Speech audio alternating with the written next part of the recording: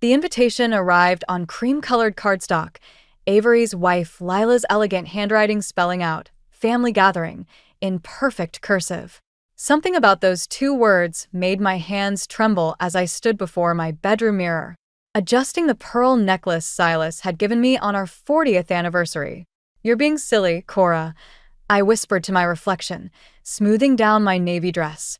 But 35 years of motherhood had taught me to trust my instincts, and right now, they were screaming. The drive to Avery and Lila's new house was short, barely 10 minutes through our sleepy Tennessee town. Silas had been unusually quiet the whole way, his knuckles white against the steering wheel. When I reached over to pat his hand, he flinched. "Everything all right, dear?" "Fine," he said too quickly. "Just thinking about work." The house was a Victorian masterpiece, far grander than anything a high school teacher and accountant should afford. As we walked up the wraparound porch, my grandson Finn burst through the front door, nearly tackling me with a hug. "Grandma, come see my new room." He tugged at my hand, but Lila appeared in the doorway, her smile tight. "Later, Finn." The adults need to talk first. The living room was a showcase of expensive furniture that still smelled of department store plastic. Avery paced near the fireplace, while Lila perched on the edge of an armchair like a bird ready to take flight. Silas settled into the corner of the sofa, leaving space between us that felt like miles. "Mom," Avery started, then stopped, looking at Lila for help. My heart hammered against my ribs. "Would anyone like coffee?" Lila stood abruptly. "I just bought this wonderful French press." "What's going on?" I interrupted, surprising myself with the steel in my voice. Before anyone could answer, small footsteps thundered down the stairs. Finn appeared in the doorway, his face flushed. "Grandma, I heard Dad and Mom talking last night. They're going to—" "Finn." Lila's voice cracked like a whip. "Go to your room." "Now." But Finn stood his ground, his bottom lip trembling. "They're going to send you away. To that place where old people go." "I heard them." The room went silent. I could hear the antique clock on the mantel ticking away seconds that suddenly felt precious. Silas wouldn't look at me. Avery had stopped pacing, his face ash-white. "A nursing home?" The words felt foreign on my tongue. "I'm 62 years old. I still tend my own garden. I volunteer at the library 3 days a week." "Mom, it's not like that," Avery started, but I held up my hand. "Then what is it like?" I looked at each of them in turn. My son who couldn't meet my eyes, my daughter-in-law studying her manicure, my husband of 43 years suddenly fascinated by the pattern in the carpet. Finn slipped his small hand into mine. "I don't want you to go, Grandma." "Nobody's going anywhere right now," I said, squeezing his hand. But as I looked around this room full of secrets and lies, at this family I thought I knew, something shifted inside me. The fear and confusion crystallized into something harder, sharper. "Finn, would you like to show me that new room of yours?" He nodded eagerly, pulling me toward the stairs. As we left, I caught a glimpse of Silas reaching for his phone, his hands shaking. Whatever was really happening here, whatever had driven my family to this moment, I would find out. And God help them when I did. Finn's bedroom window overlooked the park where he used to play t-ball. I watched him fidget with a model airplane, his small fingers tracing the wings as he spoke. "Dad was yelling really loud last night. He said Grandpa lost all the money, and they have to sell your house." The words hit me like a physical blow. "Lost all the money? What money, sweetheart?" "I don't know. But Mom said something about retirement and investments." He set down the airplane. Then they talked about the nursing home. Dad didn't want to, but Mom said there wasn't any choice. A knock at the door made us both jump. "Mom," Avery's voice. "We should finish our discussion." "Just a minute," I called, but my voice cracked. Finn grabbed my hand. "We can go to the park," he whispered. "Through the back stairs. I do it all the time when Mom's mad." I shouldn't have done it. Proper grandmothers don't sneak out of houses with 9-year-olds. But proper husbands don't plot to send their wives away either. 5 minutes later, we were crossing the street to the park. The late afternoon sun cast long shadows across the empty playground, and the spring air carried the scent of blooming dogwoods. Tell me everything you heard, Finn. Every detail. He pumped his legs on the swing while he talked. Grandpa came over really late. He was crying, Grandma. I've never seen him cry before. My stomach twisted. In 43 years of marriage, I'd seen Silas cry exactly twice, when Avery was born and when his mother died. He kept saying he was sorry, that he didn't mean for it to happen. Mom got really mad and said he'd ruined everything. Finn's swing slowed. Then they talked about selling your house to pay something called creditors. My house. The one I'd spent decades turning into a home, where I'd raised my son and tended my garden, where every wall held memories of a life I thought was secure. Dad said there had to be another way, but Mom said the nursing home was the only option that made financial sense. Finn jumped off the swing.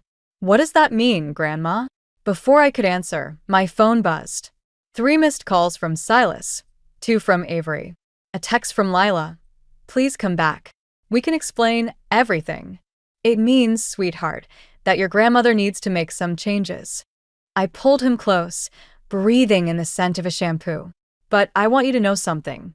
No matter what happens, I will always be here for you. Always. Promise.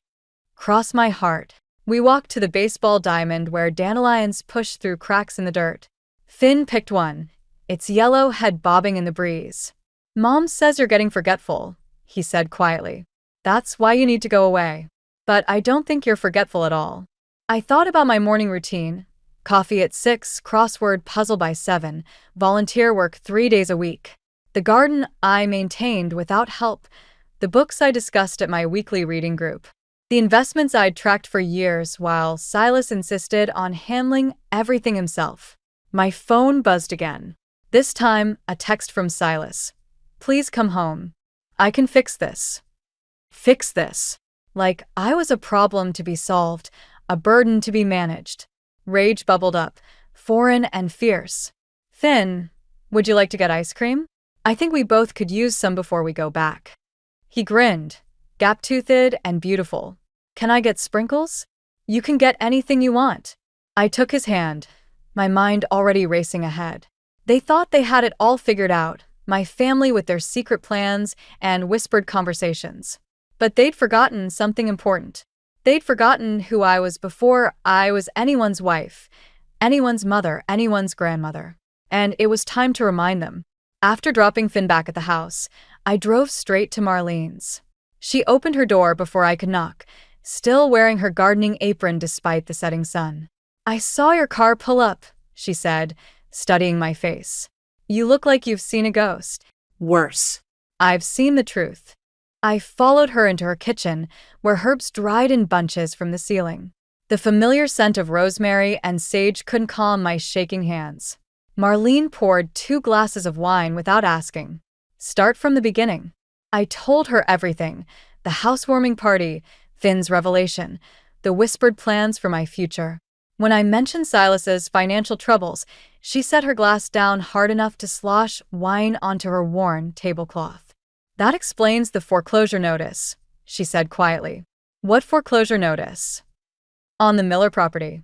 The one Silas was developing through his investment company. She hesitated. Cora, there's something you should know. I've been hearing things at the bank where I volunteer. My stomach clenched. What things? Your husband's name keeps coming up in conversations. Something about mismanaged funds, properties underwater. She reached for my hand. And there's talk about retirement accounts being emptied. The room tilted sideways. My retirement account? And others. The rumor is he was using them to cover losses on bad investments. She squeezed my fingers. When did you last check your statements? I hadn't. Silas handled all our finances.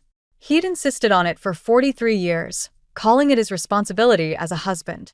I trusted him completely. There's more, Marlene said. That beautiful house your son just bought? The deeds in Silas's name. The pieces clicked into place with sickening clarity. The mysterious house purchase. The sudden concern about my mental state. The nursing home plans. They're trying to protect their assets, I whispered, by declaring me incompetent before everything comes crashing down. The nursing home would be state-funded, Marlene confirmed. And if you're declared mentally incompetent before any financial wrongdoing comes to light, then I can't testify against my own husband." The words tasted like ash. My phone buzzed again. Another text from Silas. "Please come home.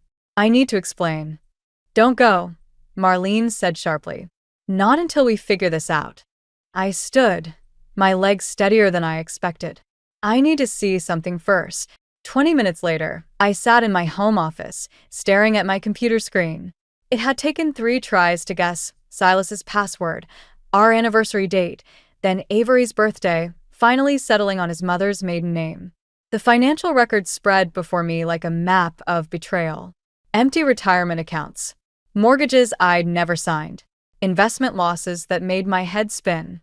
And there, buried in a folder marked Family Trust, documents preparing for my psychological evaluation. The front door opened downstairs. Silas's heavy footsteps crossed the foyer. "Cora, are you home?" I clicked through another document, this one showing transfers to Avery and Lila's account, money that should have been our retirement, now funding their new life, while plans were made to discard me. "Cora?" Closer now. The stairs creaked. I opened one final file. Papers for power of attorney, already drafted, waiting only for a doctor's declaration of my incompetence. My hands stopped shaking. The office door opened behind me. "There you are. I've been worried sick." "Have you, Silas?" I turned to face my husband, seeing him clearly for the first time in 43 years. "Or have you just been worried I'd find out?" His face went pale as he saw the computer screen. "I can explain everything."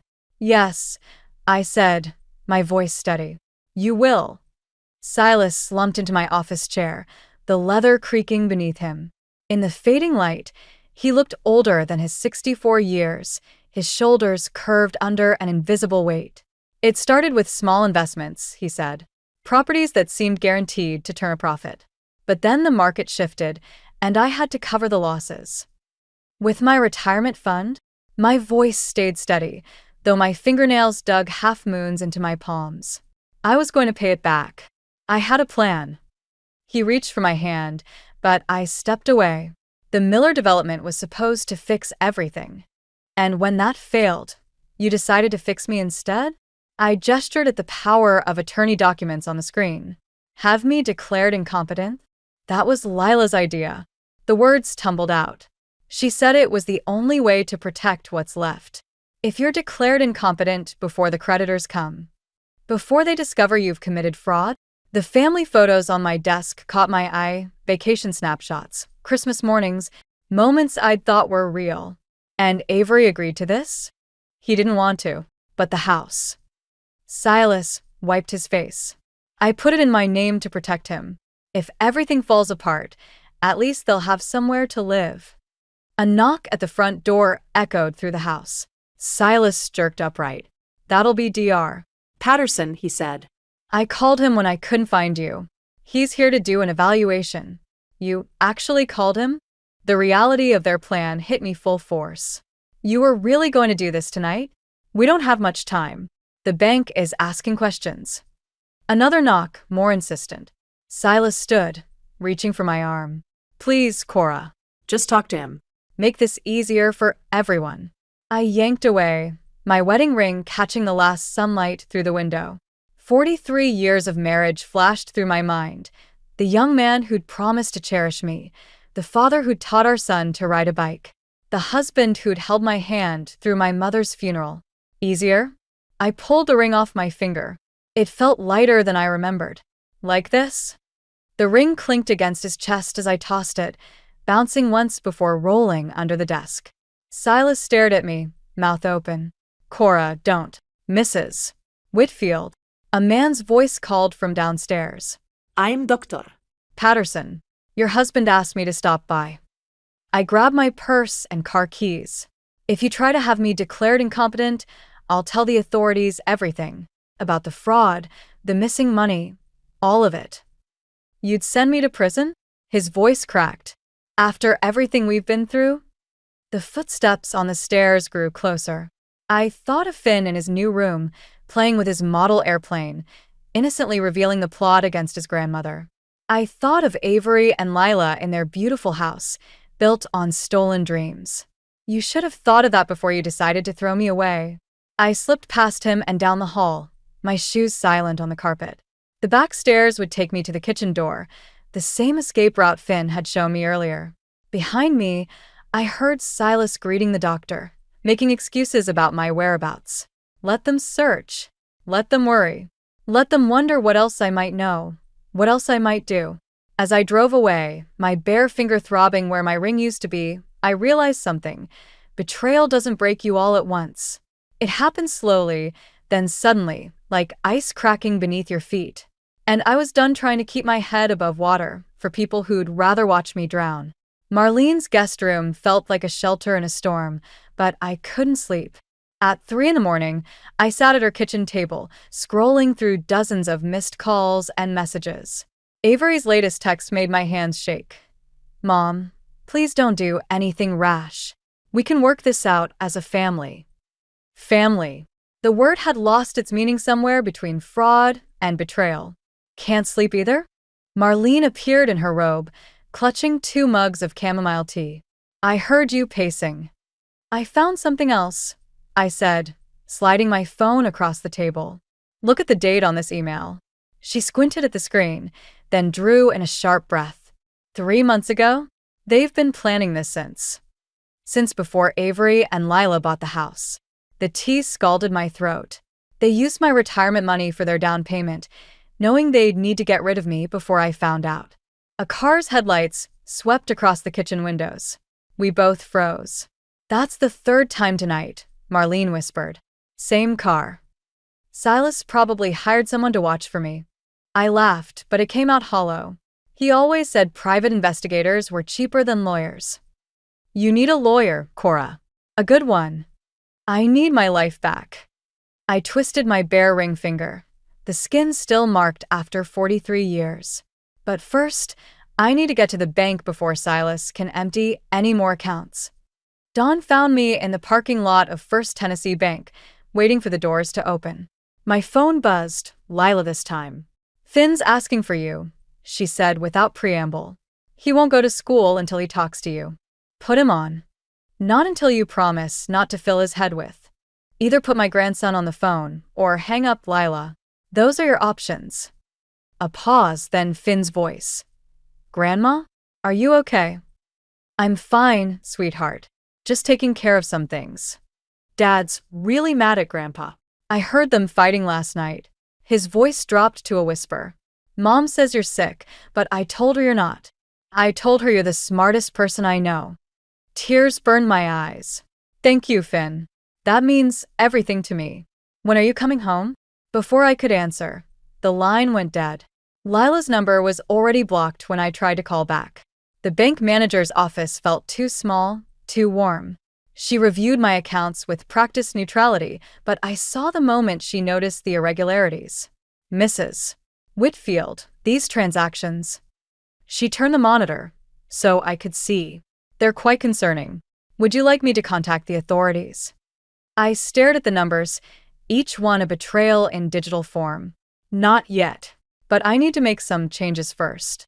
By noon, I had opened new accounts in my name only, transferred what little remained of my personal savings, and filed fraud reports on the unauthorized transactions. As I left the bank, my phone buzzed with a text from an unknown number. Mom, it's Avery. Please don't do this. Dad's talking about hurting himself. My finger hovered over the reply button. Then I remembered the power of attorney papers, already filled out. The doctor they'd brought to declare me incompetent. The house they bought with my stolen future. I deleted the message. Back at Marlene's, I found a manila envelope on her doorstep. Inside was a single sheet of paper, a copy of my marriage license, with a post-it note in Silas's handwriting. Remember who we were. Please come home. I let the paper fall into Marlene's recycling bin.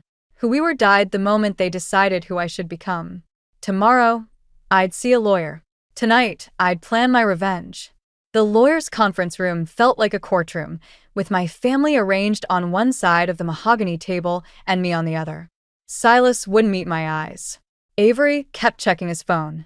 Only Lila stared directly at me, her expression carved from stone. "Before we begin," my lawyer said, "Mrs. Whitfield has some documents to share." I slid copies across the table: bank statements, transfer records, forged signatures. Each paper landed like an accusation. "Mom," Avery's voice cracked, "we were trying to protect you." "By stealing from me?" "By securing your future," Lila cut in. "Do you know what happens to elderly people who run out of money? Who can't afford proper care? I'm 62, not 90. And I wouldn't need care if someone hadn't emptied my accounts." Silas flinched. The market was supposed to turn around. I had guarantees. Like the guarantee you made 43 years ago? To love and honor. The door creaked open. Finn slipped in, ignoring his mother's sharp intake of breath. "You're not supposed to be here," Lila hissed. "Neither is Grandma," he said, climbing into the chair beside me. "She's supposed to be home." My lawyer cleared his throat. "Mrs. Whitfield is prepared to press charges unless certain conditions are met." "Charges?" Avery stood so quickly his chair toppled. "You'd send your own husband to jail? You'd send your own mother to a nursing home?"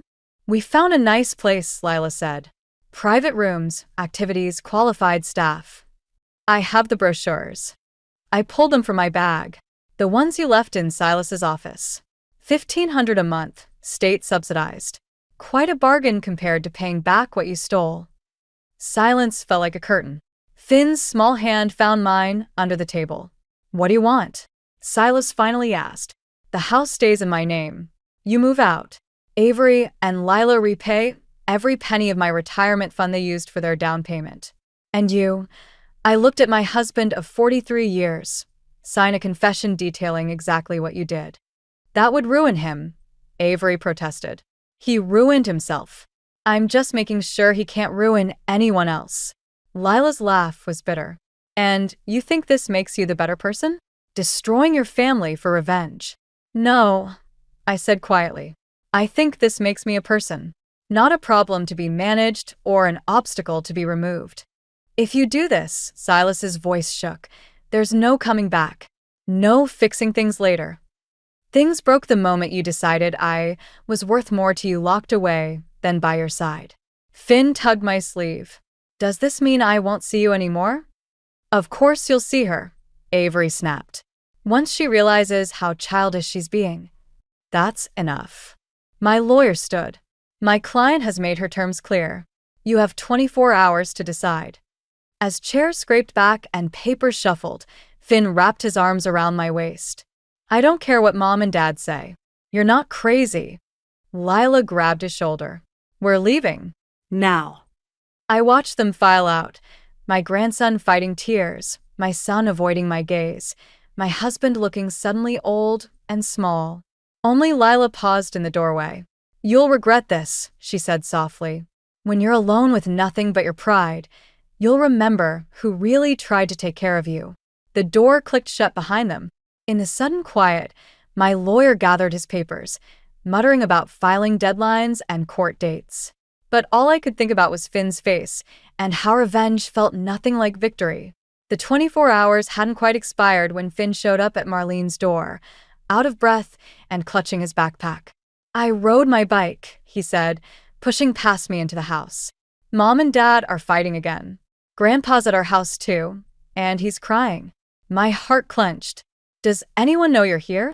He shook his head, pulling something from his backpack, a manila envelope, wrinkled and stained with coffee. "Grandpa dropped this. I think it's important." Inside was Silas's signed confession, along with documents showing transfers of funds back to my accounts. But there was something else: medical records. Silas's medical records. "Stage 3 pancreatic cancer," I whispered. "Diagnosed 4 months ago." The doorbell rang.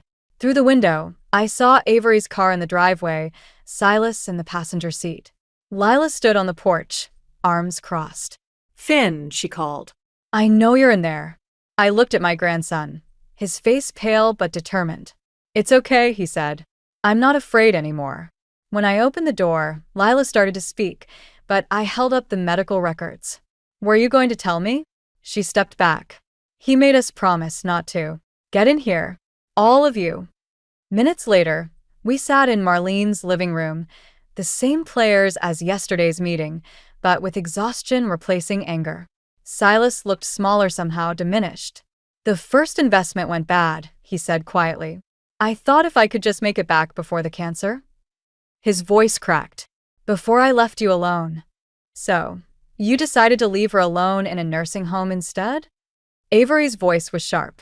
"Dad, I can't keep defending this." "I'm not asking you to." Silas pulled out more papers, property deeds, bank statements.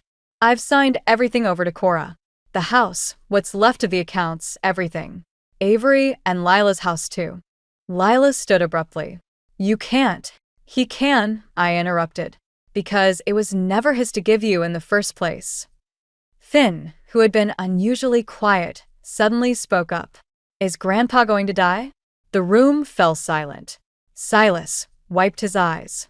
"Yes, buddy, but not right away." "Then why are you all fighting? Why can't we just—" He looked at each of us in turn. "Why can't we just be family for the time we have left?" I thought about revenge, about justice, about all the ways I'd imagined making them pay. Then I looked at my husband, this proud, foolish man who'd tried to secure my future by stealing it. "The house stays in my name," I said finally. "All of them. But Avery and Lila can stay in theirs, with a proper rental agreement." "And Silas." He met my eyes for the first time in days. "Yes, you'll move into the guest room at our house. We'll get hospice care when it's time. But no more secrets, no more schemes. Everything in the open."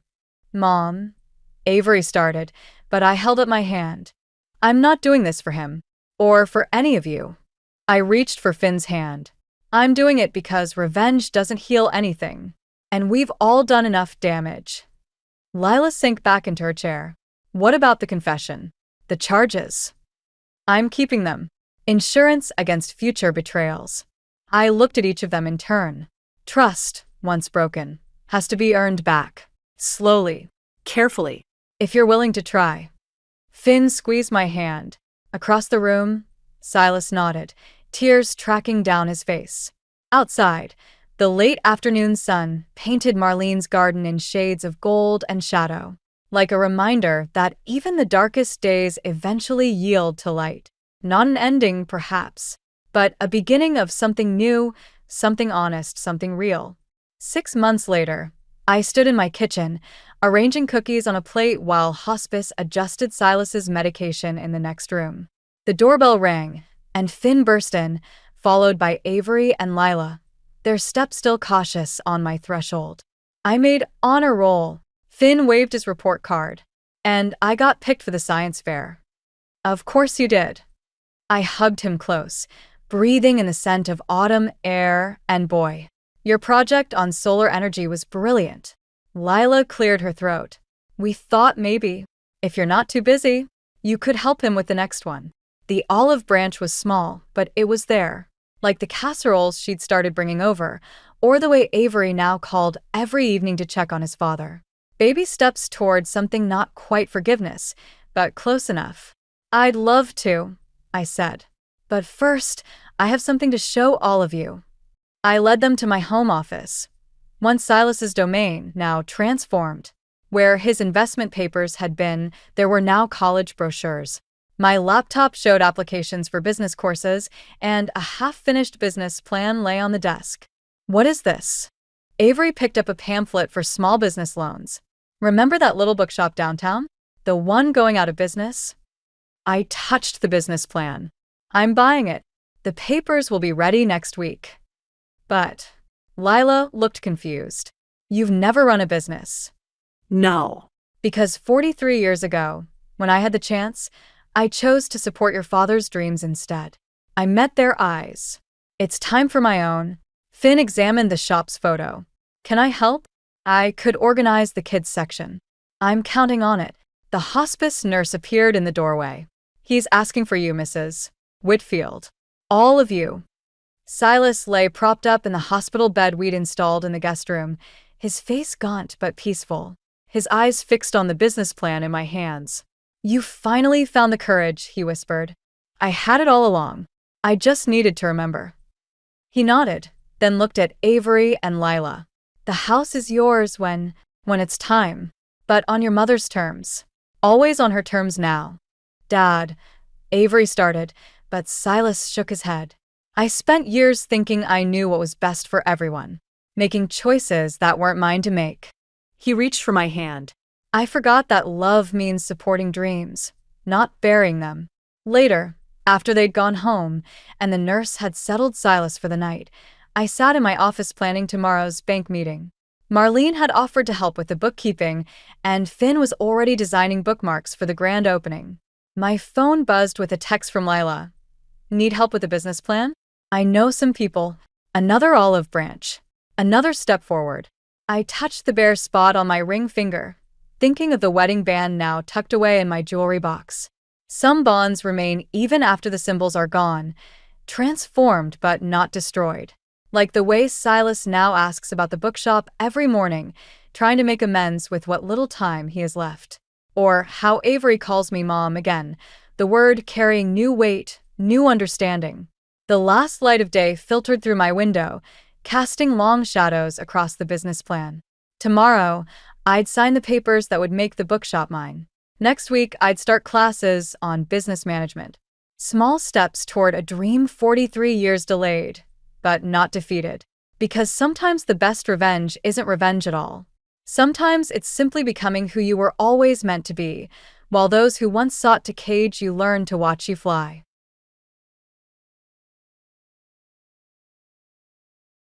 It's already hard to accept that my father-in-law passed away, but what my husband Bob said next left me completely shocked. Let's get divorced. Now that I've got the inheritance, I don't need you to be my ATM anymore. For a moment, I couldn't believe what Bob was saying. What do you mean? I asked.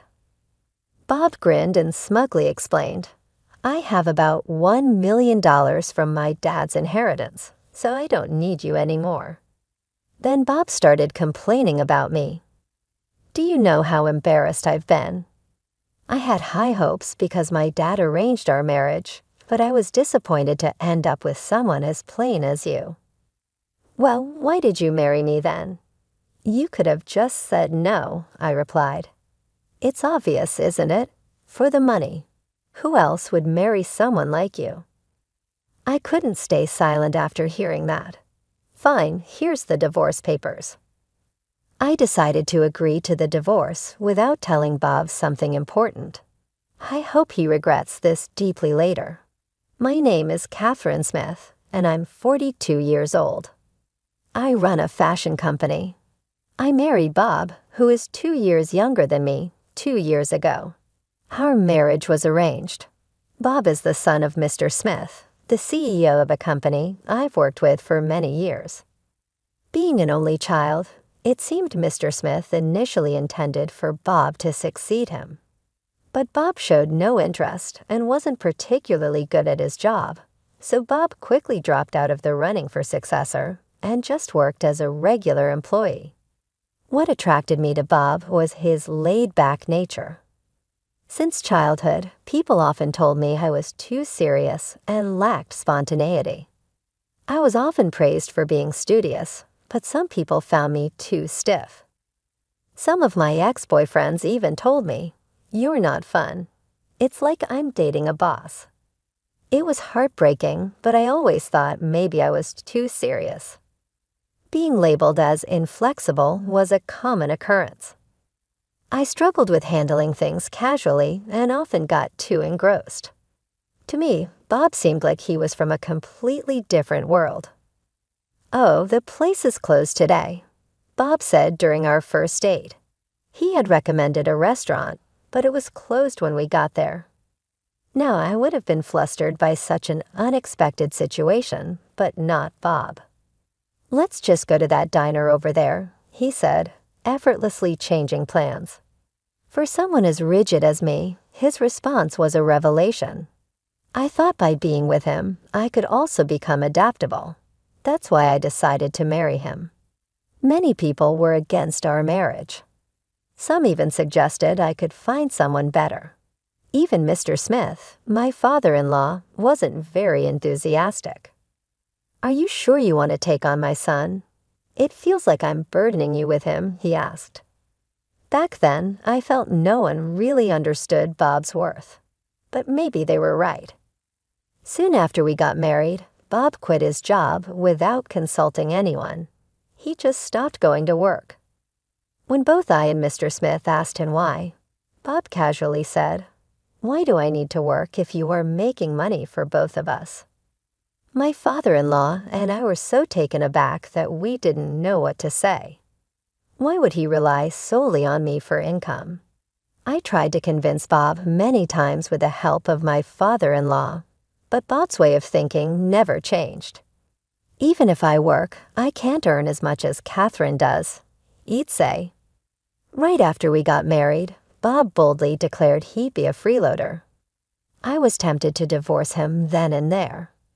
If he was a young man in his 20s, maybe I would have found it cute, but this attitude was coming from a man nearing 40. Eventually, we reluctantly agreed that he take care of the household chores. Bob's parents had divorced a few years earlier. Apparently, before the divorce, Bob's mother wasn't very good at housework. She couldn't do anything, so I never learned from her, Bob said. It seemed like Bob was making excuses, blaming his mother for his lack of domestic skills.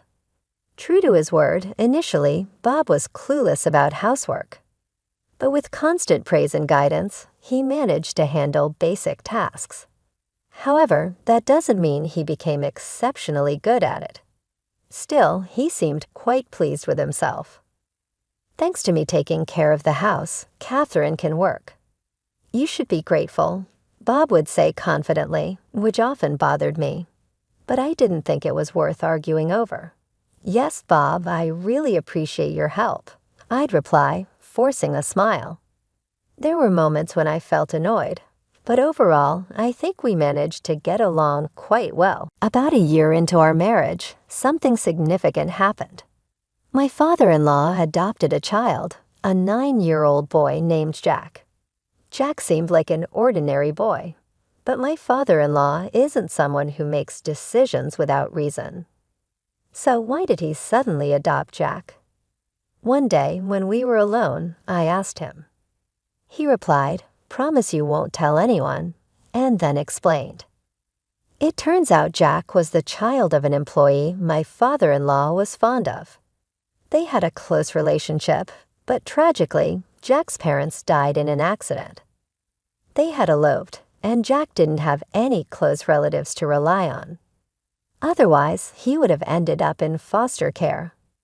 While my father-in-law wasn't sure if Jack would be happy with us, he decided to adopt him, hoping it would be for the best. "I see. That's very kind of you." Although Bob and I didn't have children, we had quite a bit of freedom. "Please rely on me if you need anything," I said.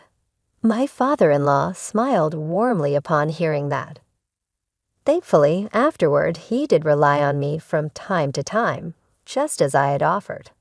On nights when he couldn't make it back from work or had pressing commitments, I took care of Jack. At first, Jack was a bit hesitant, but he quickly warmed up to me. He's either very friendly or trying hard to fit in. Thinking about it made me feel somewhat emotional. Bob, on the other hand, wasn't happy about the situation. It seemed he wasn't welcoming toward Jack. I could understand his mixed feelings, knowing his father took in a stranger. But when I tried talking to Bob, it turned out he had a completely different concern. Adopting him? What's he thinking? This is going to cut into my inheritance. "I was hoping to get everything," he said. I couldn't believe my ears. Bob wasn't conflicted about Jack. He was worried about the inheritance. "I'm going to talk to Dad about this. I'm not cool with it," Bob said. One day, Bob said this and went to confront his father. When he returned after a while, to my surprise, he was in a strangely good mood. I cautiously asked a smiling Bob, "How did it go?" He replied, "Oh, it's all good. My share isn't changing." "Huh? What do you mean?" I asked. "I always thought that even if someone is adopted, they still get the same stuff from family when someone dies. What's happening? Noticing I didn't understand, Bob explained proudly. Dad's making Jack give up his right to get stuff when he's gone. It's because I'm his real son. I was surprised. Could the father-in-law who talked about Jack so nicely really be planning to give him nothing? Something seemed wrong. I wasn't sure, but Bob seemed happy about it, saying, "I'm glad." Well, if my father-in-law says so, there must be a reason. Anyway, he's still young. We won't deal with his stuff for a long time. Maybe I'll divorce Bob before then. Who knows? I was thinking about this casually, but things changed quickly. A year later, my father-in-law had an accident and didn't come back. I didn't expect to lose him so soon. I knew him longer than I knew Bob. He was a good man in his job and at home. Hearing the news was sad. I couldn't stop crying, feeling a deep sense of loss. My eyes were swollen and my head hurt, but I made myself get ready for the funeral. Bob was supposed to be the one mourning the most, but he seemed distant. He wasn't really feeling it. His dad had died suddenly. Maybe he was so shocked he couldn't believe it was happening. So I took charge to organize everything for my father-in-law's farewell. Since Bob seemed distant during the funeral, I held back my tears as best I could. But the hardest part was seeing Jack cry. Bob, on the other hand, didn't shed a tear. I found it strange. Instead of being sad, he seemed fidgety or even happy. Later, I figured out why. "Bob, something seems off with you. Aren't you sad about your dad?" I wanted to express my worry about his lack of tears, but his response surprised me. "Oh, I'm definitely sad, but I'm also kind of excited."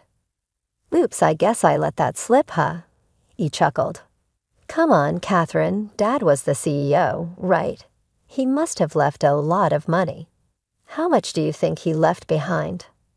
I thought Bob was just lost in thought, but from before the funeral until now, he hadn't shown any grief for his father. He was smiling, thinking about the money he'd inherit. "What's gotten into you?" I exclaimed. "Well, think about it. We're divorced, and my mom isn't getting any of it. And his only real child, Jack, being adopted, won't get any inheritance, so it's all mine. You think I can't be happy about that?" Bob had a smirk like he was about to burst into laughter any second. Seeing him like that made me want to slap him. That's how happy he looked. He was genuinely delighted deep down that my father-in-law had passed away. "I can't believe it. Say whatever you want," I said, feeling like leaving right away. But before that, I had to talk to Bob about Jack. Since my father-in-law was gone, I'd asked Bob to let Jack stay with us for a while. If not, Jack might end up in foster care. I wanted to raise him myself. "Jack, you're okay with taking him in?" Bob surprisingly agreed. He smiled. "Sure, Catherine, what you do has nothing to do with me anymore." Then he handed me a piece of paper. It was green, a divorce paper. "What's this?" I asked, confused. "Let's get a divorce." Now that I got the inheritance, I don't need my personal ATM anymore, Bob said coldly. For a moment, I couldn't grasp what Bob meant. Did he just call me an ATM and say I'm not needed anymore? "What do you mean?" I asked. Bob smirked proudly and told me, "I got around $1 million from my dad's inheritance, so I don't need you anymore. With this much, I don't have to work, I don't have to please you, and I don't have to bother with chores. Isn't it great?" Bob exaggerated his excitement with big gestures. I was deeply shocked by Bob's behavior. The inheritance was money that came after my father-in-law's death, but Bob acted like he hit the jackpot. He didn't seem to mourn or remember my father-in-law at all. He was genuinely happy, but money can change people. It's common for folks to act differently after coming into a lot of money. Maybe Bob's just getting carried away by the huge sum. Calm down, Bob. Let's talk about this, I said, placing my hand on his shoulder. Bob shrugged off my hand and yelled at me angrily. Shut up, you boring woman. I only married you because my dad introduced us, and you were a CEO, but I always felt suffocated with you. It's been hard for me. Bob went on listing his complaints against me. I was so disappointed when I expected someone better from the arranged date my dad set up, but then ended up with someone plain like you. He continued. If that's how you felt, you could have just said no to the marriage. I never forced you or begged you to marry me, I shot back. I couldn't accept being painted as the villain. So why did you marry me then? If you didn't want to, you could have declined. It's obvious, for the money. Who else would marry someone like you? Bob mocked, laughing at me. Basically, he married me for my wealth. He admitted, it's been a while, so I guess it's safe to say. I had a significant debt. My dad said if I changed my ways and devoted myself to you, he would pay it off. So, of course, I would marry you. It meant he never loved me. He just married me for the money. Well, it wasn't fun, but thanks to you, I was saved. Thanks a lot, Bob said, laughing cruelly. I made up my mind. I didn't know this man anymore. I decided not to give him the advice I had planned and started filling out the divorce papers without hesitation. Bob, who had been pushing for the divorce, seemed a bit surprised to see this. Hey, are you thinking of getting a divorce now? Fine, here's the divorce papers, I said after writing them, feeling a sense of accomplishment. Now we were total strangers. Yeah, whatever happens now doesn't concern the other. You can live with that kid, Jack, and I can hang out with younger women. We're free. Bob was ecstatic. From what I could see, he hadn't cheated during our marriage, which surprised me. I never suspected it, but that was interesting. Bob, if you were this happy about it, you should have divorced sooner. I had my reasons. I wanted the money. Bob carelessly stuffed the divorce papers into his bag and left the house in a hurry. I didn't feel right staying in the house where I'd lived with Bob. I thought about starting fresh somewhere new with Jack. It seemed like a good time to sell the house and move. I wanted to live close to my parents' place. I think it would help both Jack and me. Jack would have to change schools, but he said that's okay. It's a bit sad, but now we can look for a new place without any reservations. Finding a new place was a bit tricky, but after thinking it over, I made a decision. What mattered most were the short distance to my parents' place and the great location. It's expensive, but considering Jack, I believe it's the best option out there. Jack came along to see the property, and his eyes sparked at the sight of the luxurious house. It's spacious and beautifully decorated, with lots of storage space, which was important to me. Surprisingly, it even has a pool. I didn't really need one, but seeing Jack so excited made it worth it. Wow, this is amazing, Jack exclaimed. It didn't really matter where I lived, but seeing him happy was what counted the most.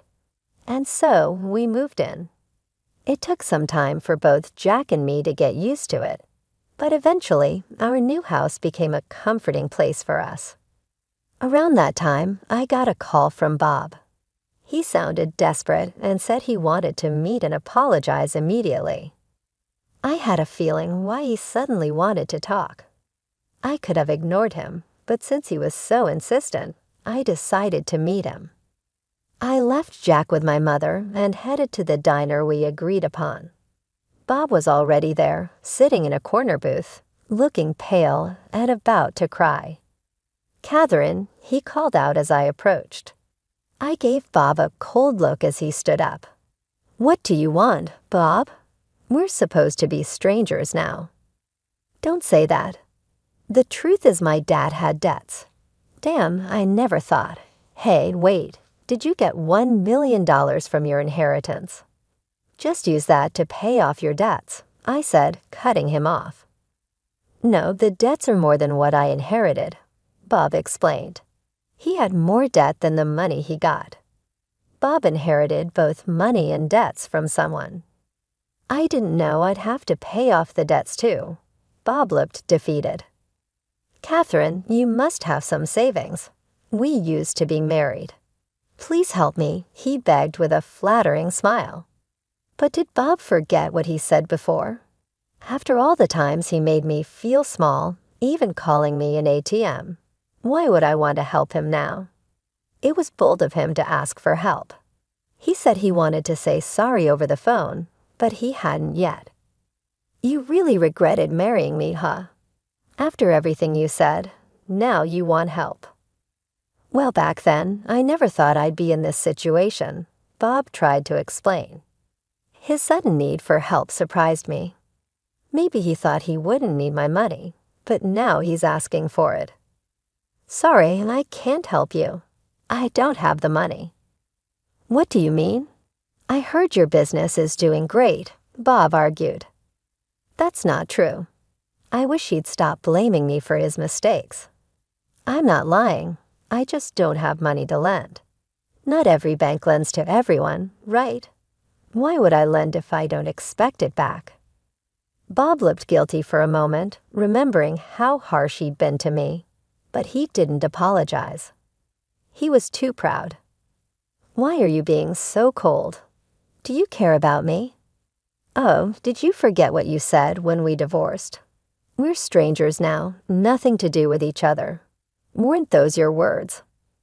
I couldn't understand how he could act like he was the victim.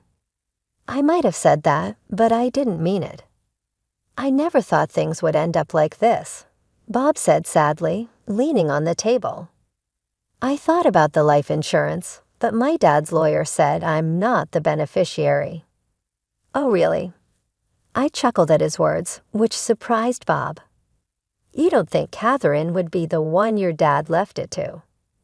No, it's not me. Then why did you laugh? Just felt a bit sorry for you, that's all. If it was insurance, I wouldn't have inherited the debts. Exactly.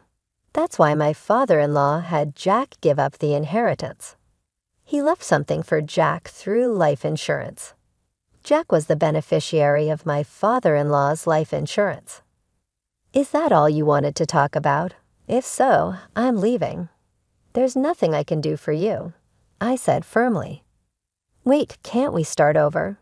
I was just upset about my dad back then, but I truly care about you, Catherine, Bob pleaded. You mean you only see me as a dollar sign, right? I know Bob tried to deny it, but I wasn't fooled again. After all, I don't have a single dime to give to someone like you. Well, someone important is waiting for me at home. With that, I left the diner. I could hear Bob crying out, but it didn't affect me. I needed to hurry home. Jack might be hungry, or maybe he got something from his grandma. I quickly headed to the subway station. As for Bob, I heard he's working multiple part-time jobs to pay off his debts. With no work experience, qualifications, or motivation, he couldn't get a full-time job anywhere. I once saw him working at a convenience store while I was on my way to a client. He looked much older and thinner, quite shocking. Bob, who had been relying on others, was now facing the consequences. There's no sympathy for him. On the other hand, I'm living peacefully with Jack.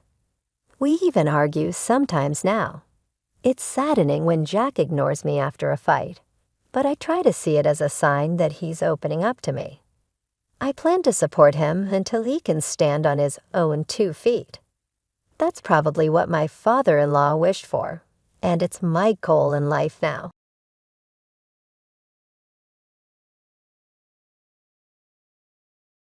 My husband's estate, valued at $80 million, along with this house, will be inherited by me as we have no children. My sister-in-law's demeanor is always a challenge to contend with. My name is Kathy, a 45-year-old who works part-time. My husband and I are blessed with 2 sons, one a senior and the other a sophomore in high school. The older one is currently preparing for his college entrance exams, aspiring to follow his passion for law. His ambition was ignited at a tender age, likely influenced by my brother Oliver, who is a seasoned lawyer. A few years back, Oliver established his own law firm, which my eldest son admires greatly. From his early years, my son demonstrated a knack for academic excellence, a trait that Oliver wholeheartedly encouraged upon learning of his nephew's aspirations. Whenever they meet, my son reaffirms his goal to emulate his uncle's legal career, to which Oliver responds with a warm chuckle, urging him to swiftly pursue his dreams and walk in his footsteps. When my brother, who was married but childless, came to visit, he delighted in playing with my sons and showering them with affection. His wife, a woman a decade his junior, kept her distance from our family, rarely gracing our home with her presence. As a result, our interactions with her were few and far between. My brother and I endured the loss of our parents at a young age, leading him to step into a parental role when I was on the brink of marriage. Soon after my wedding, he followed suit and tied the knot himself. My husband and I felt reassured when we learned of my brother's intention to marry a younger woman. However, upon meeting his fiancée, I was taken aback by her perpetually sullen demeanor. We had anticipated joyous exchanges, considering she was about to marry into our family, yet her expression remained persistently glum as she regarded us. In the presence of my brother and his fiancée, I offered a superficial compliment, saying, "You two make a great pair." Yet my true sentiments emerged only in the quiet moments at home with my husband. I couldn't shake off a curiosity about why she seemed so discontented. As their marriage was sealed, my husband echoed my concerns, remarking with a hint of worry, "She didn't seem particularly joyful as a bride." It's a bit concerning, isn't it? Shortly before their wedding, my brother tied the knot with his 10 years younger fiancée. To celebrate, my husband, our children, and I paid them a visit at their newly acquired house. The grandeur of the place left me in awe, a testament to my brother's success as a law firm owner. However, the absence of my sister-in-law raised eyebrows. In jest, my husband quipped to my brother, "Has your wife already abandoned ship?" Though meant in good humor, the tension in my brother's reaction left us both uneasy. According to him, whenever there's trouble, his wife retreats to her parents' home. Today, she stayed over to celebrate her mother's birthday. My husband's expression drooped, perhaps regretting his attempt at humor. Then out of the blue, my brother posed a serious question with a poker face. "If I were ever unable to have children, would you consider letting me adopt one of yours?" I initially brushed it off as a jest, but my brother's earnest demeanor suggested otherwise. Stunned by the unexpected proposal, I found myself unable to respond, while my husband, with a chuckle, replied, "Who knows what the future holds? Let's cross that bridge when we come to it. If you're serious, and if our children are comfortable with it, we can discuss it then." Though my husband seemed to take it lightly, I couldn't shake off the underlying concerns about both the adoption suggestion and the strained relationship between my brother and his wife. It wasn't my place to interfere in their marital issues, but I couldn't help but worry. Subsequently, whether it was our visits to my brother's home or his visits to ours, he always came alone. His wife was conspicuously absent, further fueling my apprehensions. My brother never brought up his wife, so I refrained from prying into their relationship. After over a decade of marriage, her presence faded into obscurity in my mind. This year, as my eldest son's acceptance into his dream law school was celebrated at our house, my brother broached the topic of adoption once again. Just as I mentioned before, would you consider allowing me to adopt one of your children? He inquired. Their inability to conceive led him to revisit the idea. The last time we discussed it, they were newlyweds, so there was no urgency. Yet this time, my brother's tone conveyed seriousness. Despite the weight of the proposal, my husband's response was swift and nonchalant. Would you prefer our eldest son, considering his ambition to become a lawyer, equipped? While my husband's manner seemed casual, I remained cautious, mindful of the profound impact such a decision would have on our sons' lives. Even though my brother, their uncle, would be adopting them, I couldn't shake the worry about my sister-in-law's potential treatment of my sons, who wouldn't be her own flesh and blood. Seeking reassurance, I cautiously asked my brother, "Is your wife on board with the adoption?" His response, accompanied by a wry smile, was somewhat comforting. "Don't fret over her. We've discussed it already," he assured me. While I felt relieved knowing they had addressed the matter, I couldn't reach a decision immediately. Instead, I resolved to involve my sons in a discussion and let them weigh in, considering they were already in high school and capable of making their own choices. We left the matter unresolved that day, but a few days later, I received an urgent call from my brother's lawyer's office. They informed me that he had collapsed and was rushed to the hospital. Frantically, I made my way there, only to find the law firm staff anxiously awaiting news. It appeared my brother had suffered a stroke at work and was now unconscious. Once I arrived, the law firm staff departed, leaving me to confront the worrying situation alone. The law firm staff also mentioned they couldn't reach my sister-in-law. I tried calling the landline but received no answer, and I didn't have her cell phone number. Eventually, my husband and younger son arrived, but still there was no luck reaching her. It was my younger son who stumbled upon a smartphone amidst my brother's belongings. With some effort, we managed to unlock it and began searching for her contact details. When she finally picked up the call from that phone, her response was laced with anger. "I warned you not to call again." "I'll take legal action," she snapped.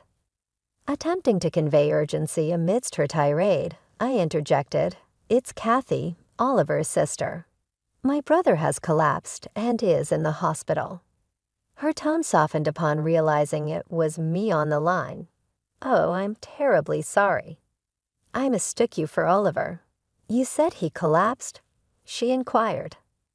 After updating her on my brother's condition and the hospital he was admitted to, her response took a surprisingly casual turn. "I'm unable to come to the hospital right now due to prior commitments. Please keep me informed," she requested before abruptly ending the call. I couldn't help but wonder if my sister-in-law had more pressing matters to attend to, especially considering her husband's illness. With the realization that she wouldn't be of any assistance, we resolved to care for my brother ourselves. Since my eldest son had completed his university entrance exams and was spending most of his time at home, he took on the responsibility of visiting my brother daily on my behalf.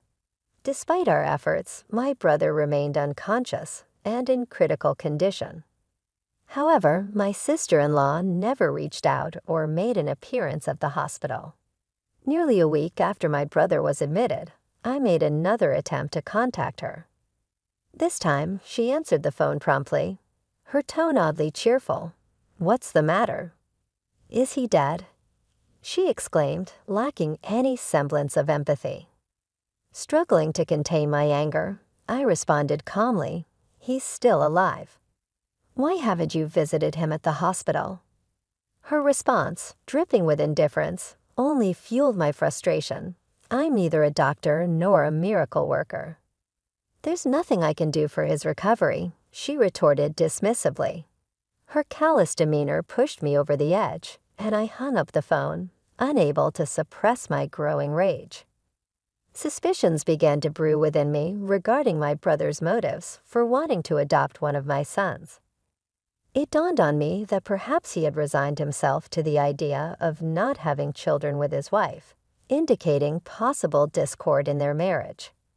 Curiosity led me to inquire about how they met after their marriage was finalized. My brother revealed they had been introduced through a marriage counseling agency. The revelation stirred a mix of emotions within me, especially the notion that my sister-in-law may have married my brother solely for the security of his profession as a lawyer and the promise of a comfortable life. This thought fueled my indignation further, but when I confided in my husband, his response cut deeper. If Oliver were to pass away in his current state, his wife would inherit the entire estate, given their lack of children, he remarked callously, as my brother joined us to celebrate my eldest son's recent achievements and broached the topic of adoption. I couldn't shake the suspicion that perhaps this interest stemmed from considerations of inheritance rather than genuine familial intentions. I wished I could have reached a decision then and there, but the situation left me feeling powerless. After my brother's departure that day, I casually broached the topic with my two sons. To my surprise, my younger son expressed eagerness to be adopted, viewing it as a ticket to an easier life under Oliver's wing. Unlike his older brother, he seemed content to go with the flow, lacking clear aspirations for the future. I had anticipated my eldest son, who admired his brother, to follow suit, but his response caught me off guard.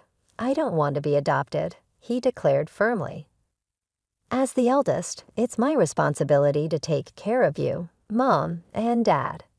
His words filled me with pride, yet I couldn't shake the feeling that my eldest son, with his ambition to become a lawyer, was the more suitable candidate for adoption. Although I longed to initiate the adoption process on behalf of my unconscious brother, circumstances thwarted my efforts.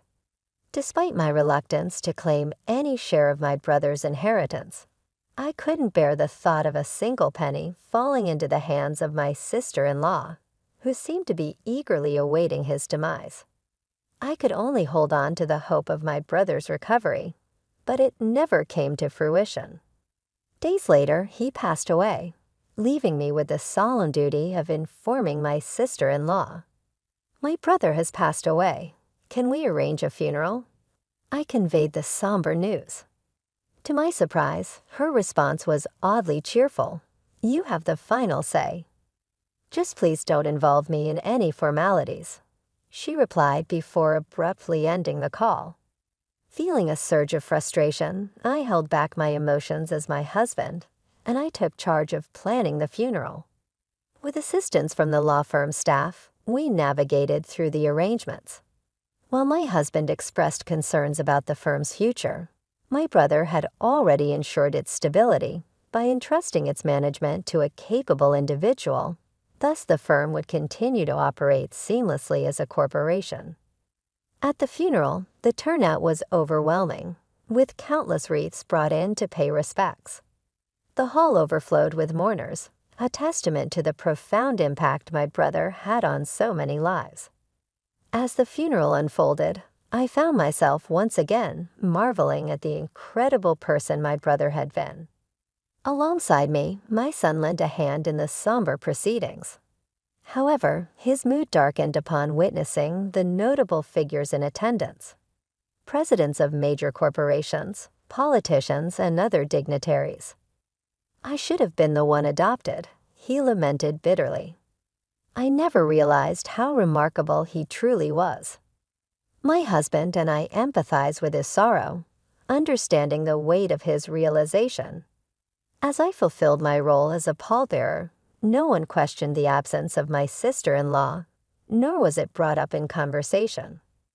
I couldn't help but wonder if we were the only ones privy to the knowledge of my brother's marriage.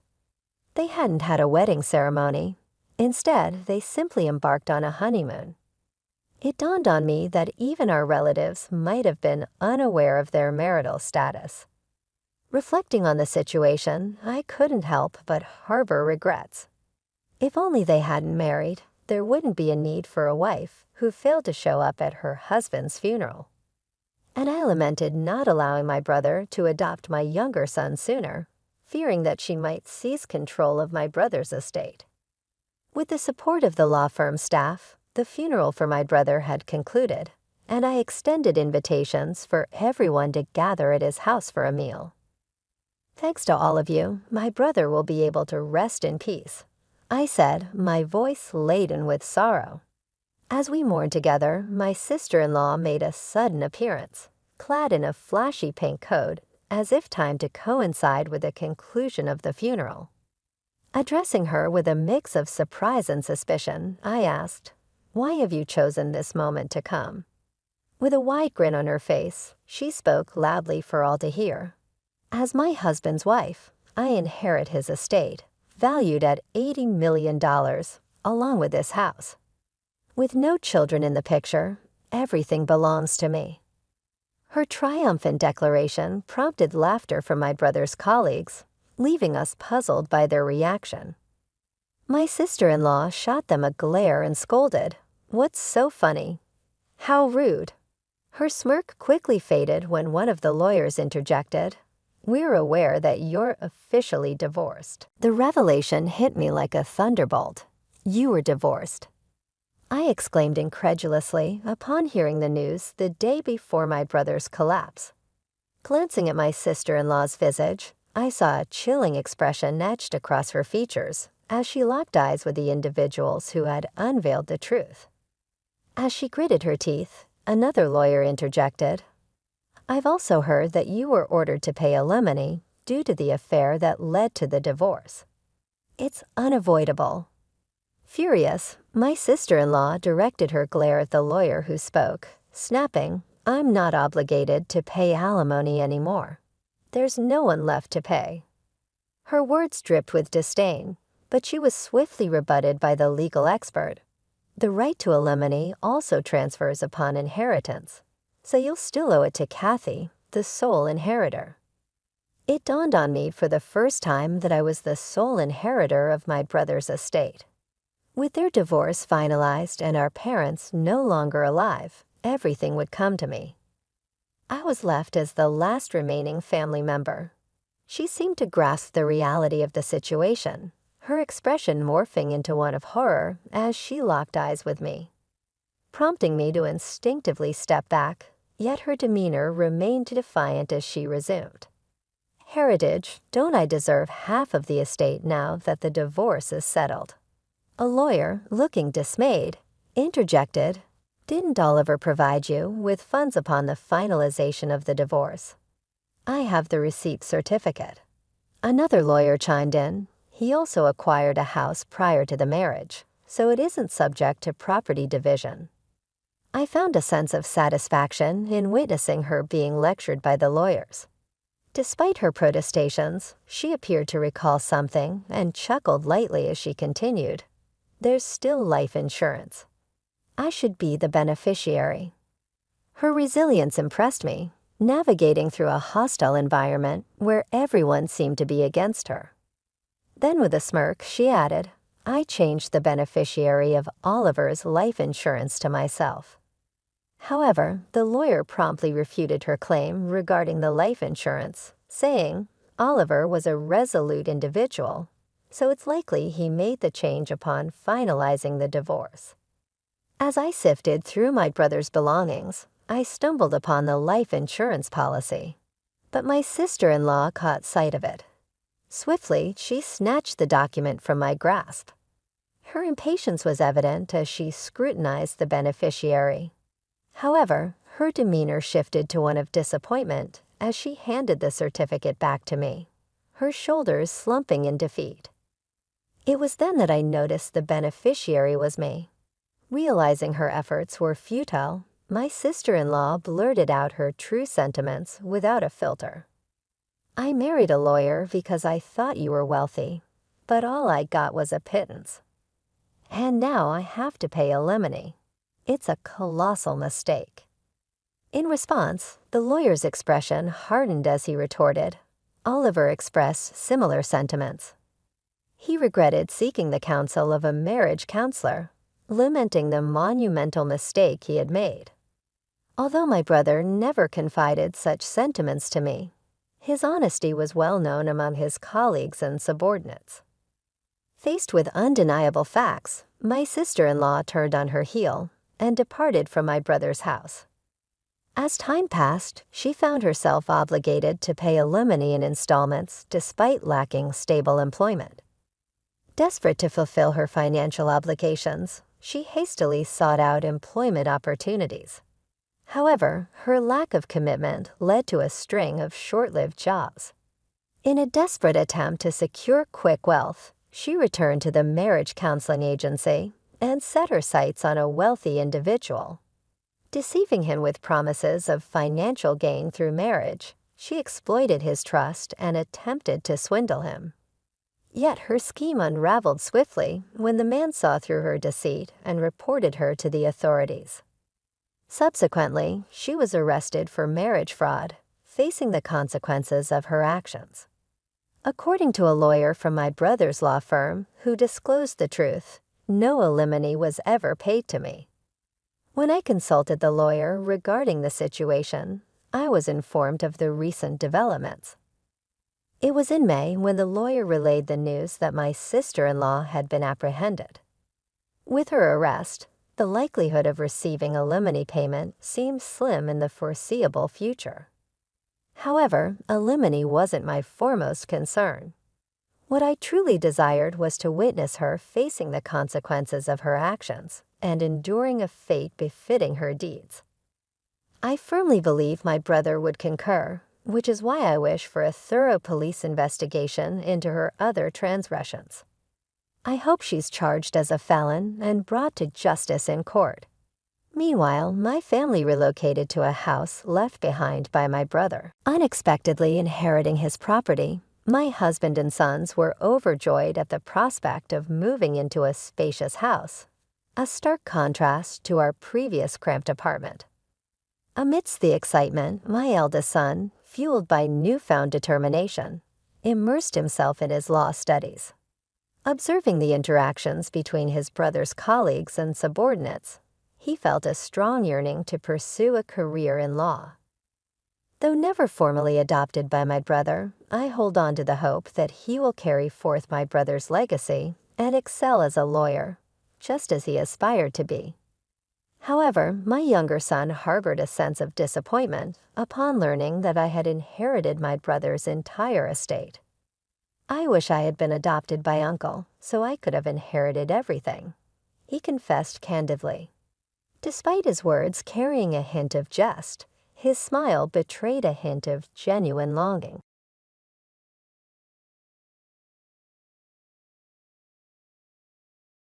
I'm an elite banker, so I deserve to remarry a beautiful and competent girlfriend. Being with a gloomy woman like you is bad luck for me. I'm divorcing a useless person who doesn't earn a penny. How can you say that? What about our child? What are you planning to do? You take care of Lily. I'm going to have a new child with my mistress. Left by my husband with my daughter, and to make matters worse, he started talking about remarrying after getting his mistress pregnant. Fed up with my husband's attitude, I decided to divorce. The divorce went through smoothly, but I had other important things to do. I went to my husband's workplace to handle an important procedure where my husband and his mistress, smirking, approached me. "Did you miss me so much that you came to my workplace? Haha, you must have come to withdraw savings since you don't have money as a housewife, right?" Facing the two of them looking down on me like trash, I told them with a cold expression, I came to withdraw $6 million. Upon learning that I had won a large sum from a lottery ticket I bought on a whim, my husband desperately begged for my forgiveness, completely changing his tune. My name is Emily. I am currently 32 years old. My childhood dream was to become a caregiver. I wanted to be helpful to people. After graduating from high school, I attended a specialized school for care welfare and successfully passed. I was able to fulfill my childhood dream. Working as a caregiver was hard, but I found great fulfillment in being thanked by the patients. One day, I was invited to a mixer by a close coworker. There I met Ethan. My first impression was, wow, he's handsome. I wanted to talk to him, but he seemed like the cool, quiet type, and I wondered if he disliked such events. However, as luck would have it, we were headed in the same direction afterward. As we walked to the station together, I found he was surprisingly talkative, and we had a great time. Ethan was just shy, not cool or anything. I found that gap endearing. We quickly became close and decided to get married. However, through mutual acquaintances, I later learned that Ethan had another girlfriend at the time. I was shocked to discover it was a case of two-timing, but I only found out after we were married. Regardless, I believed he had chosen me purely out of love. In the early days of our marriage, we enjoyed watching sports and going to the movies on our days off, fully enjoying our newlywed life. Buying lottery tickets became a shared hobby. It started when we first stumbled upon a lottery ticket vendor while going to a sports event. We bought a sports lottery ticket on a whim. Surprisingly, we won. It was probably beginner's luck. It wasn't a huge amount, but we got quite into it, buying small amounts regularly. For example, we'd buy tickets on days considered lucky, or if my horoscope was good that day. It was one of the few hobbies we both enjoyed. By our 4th year of marriage, we wanted a child but were having trouble conceiving. We were considering fertility treatments when we discovered I was pregnant. That's great, Emily. We're finally going to be parents. When I confirmed the positive pregnancy test, my husband was teary-eyed with joy. I'm so happy. But we can only be sure after going to the OB/GYN, right? I'm so anxious, but somehow I feel everything will be okay. It's just a hunch. The next day, I nervously went to the OB/GYN. The doctor confirmed on the ultrasound, "Congratulations, you are pregnant." I could see for myself that I was indeed pregnant.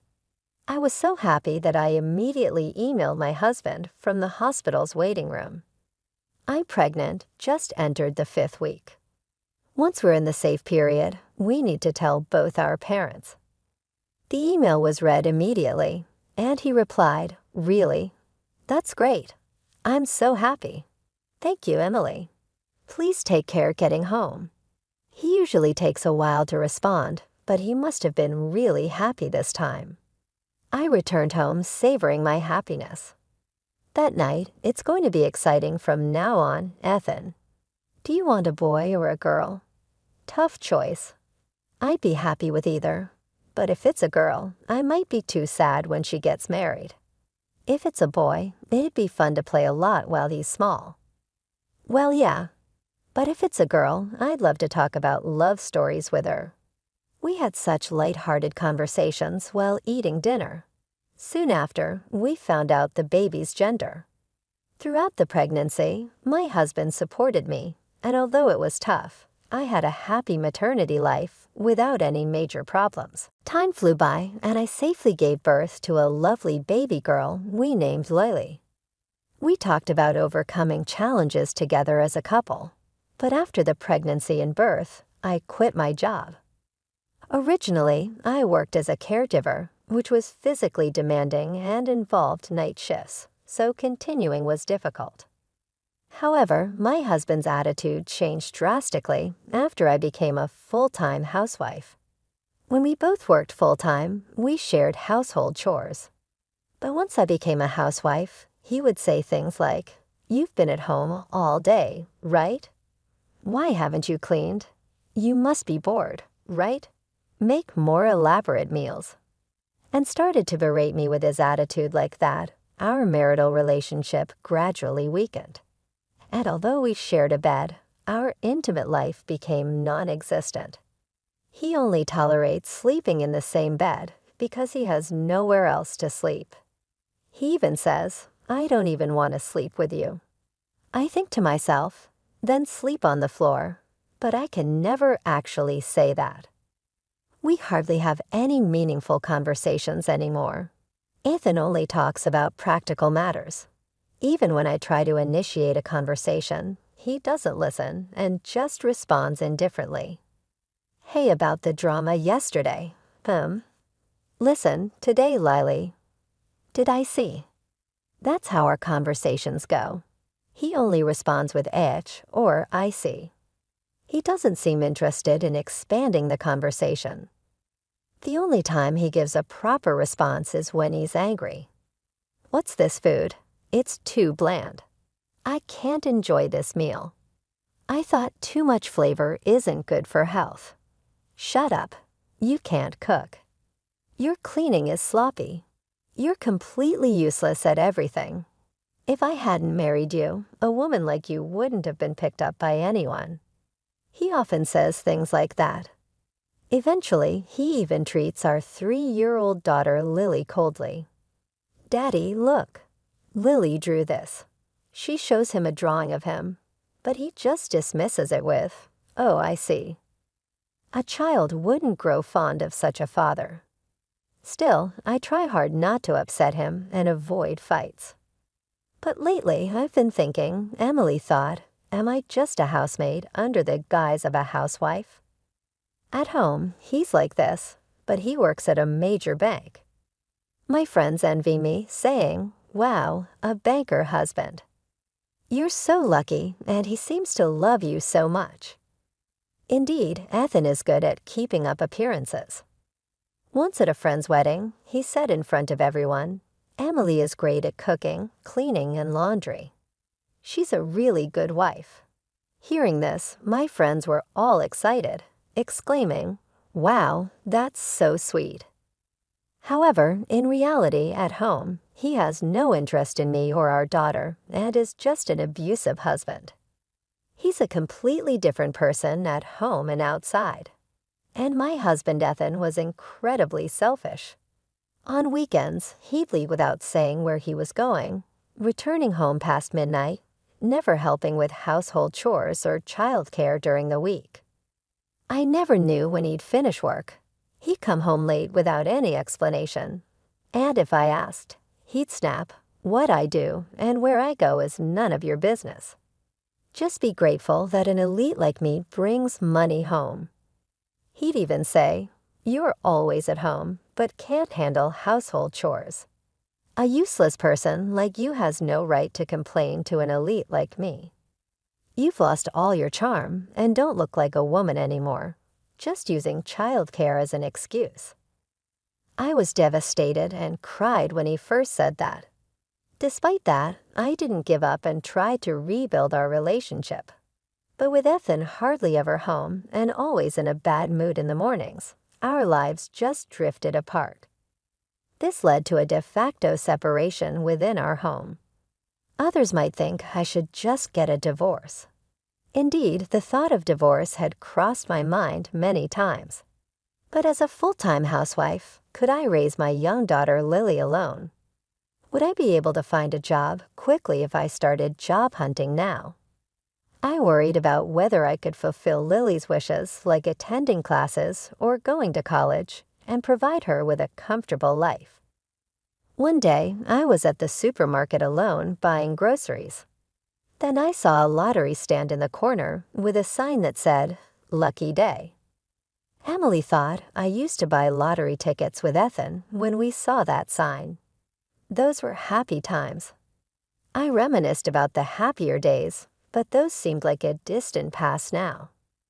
Ethan had changed. In a fit of desperation, I went to the lottery stand, buying a ticket alone for the first time. I thought, why not, and bought one. I might even talk to Ethan about buying the lottery ticket. If I win, maybe we could have a light-hearted conversation like we used to, like, let's do this or let's go there. With that faint hope, I returned home. But even that day, Ethan didn't come home until after 10 p.m., after putting Lily to bed. I was watching TV on the living room sofa when I got a call from Ethan's phone. Hello, what time are you coming home? Are you Ethan's wife? I heard an unfamiliar woman's voice. A bad feeling washed over me, and I felt a chill. Who are you? I'm Karen. I'm Ethan's girlfriend. Your husband is sleeping right next to me. The caller was Ethan's mistress. I've been wanting to talk to you. I love Ethan, and he feels the same. To be blunt, we want you to get a divorce. Ethan said, my housewife wife is almost done serving her purpose. He'll probably bring it up soon, so please start preparing for the divorce. I was furious at my cheating husband, but I had been unaware of his affairs before and during our marriage. I had suspected him of cheating. He always came home around 10 p.m. on weekdays and was never home on weekends. He was glued to his phone and avoided any physical contact with me. While I wasn't surprised by his affair, Karen's brazen and unapologetic manner made my skin crawl. Her confident and triumphant tone, and the thought of Ethan sleeping soundly at his mistress's house every night, phone in hand, made my blood boil. I see. I can't say anything without talking to my husband, so I'll end the call now. Let's talk again later. No, it'll be the same even if you talk to Ethan. I'm pregnant. It's Ethan's child. Please get a divorce as soon as possible for the sake of this baby in my belly. Karen's statement left me speechless. Pregnant? You must be kidding. No joke. I'm an elite banker. I'll provide for Karen and the baby, Ethan said. So I'll marry him, and we'll raise this child together. Time for a wife swap, haha. Oh, and can you send Ethan's stuff over to my place quickly? This woman must be out of her mind. I have a precious, beautiful daughter at home. And Ethan parading around as an elite banker everywhere was just appalling. I was so fed up that I calmly asked for her address instead of arguing. All right, what's your address? I said. She replied, oh, aren't you obedient? It's at XX Town, YY City. I noted it down meticulously and hung up. Ethan returned home late, admitting to the affair as soon as I confronted him about Karen's call. Oh, she just spills everything, haha. I'm an elite banker, so I deserve someone beautiful and competent like Karen. I stayed with you, a mere housewife, thinking you might be useful. But lately, I've realized that being with a gloomy woman like you brings down my luck. I'm divorcing a useless person who doesn't earn a penny, hava. His cruel words felt like sharp stabs to my heart. Luck, useless housewife, but we have a daughter to think about. I gathered my strength to ask. What about Lily? You take care of Lily. I'm going to have a new child. Of course, I'll pay the property division. A mere housewife like you can't live without it, haha. Unlike you, it's easy for a high earner like me to pay property division, haha. No apology, no regard for our daughter. Does this man even have a heart? Something inside me snapped. I had no more attachment to this man. I had to protect my daughter alone. Ethan kept talking about Karen, whom I hadn't even asked about. She was a 24-year-old newcomer at his office, popular and beautiful. Ethan gleamed as he said, I'm leaving you, an old lady, to start a second life with someone young and cute like her. His words in his affair had hurt me deeply, but I couldn't even cry. I just wished for their misfortune. Ethan left that day with minimal belongings, saying he'd send the divorce papers once everything was settled. He didn't return the next day or the day after. He was probably staying with Karen. I started preparing for the divorce. I consulted a lawyer before filing, as I heard it's better to arrange property division beforehand. I sent Ethan's belongings to the address Karen gave and began preparing to move back to my parents' house with Lily. While clearing out the house, I found more of his stuff and contacted him. I found more of your belongings while cleaning, I said. He casually replied he'd come the next day to collect them. The following day, Ethan arrived, and to my surprise, Karen was with him. Nice to meet you, ex-wife. I'm feeling sick from morning sickness. Did you sign the divorce papers? Can you hurry up and finalize the divorce? Karen was indeed beautiful and much younger than me. Seeing Ethan holding her, seemingly pregnant, was revolting. I just wanted them to leave quickly. Here are the divorce papers and your belongings, I said, handing over the completed divorce papers. Ethan roughly signed them and handed them back.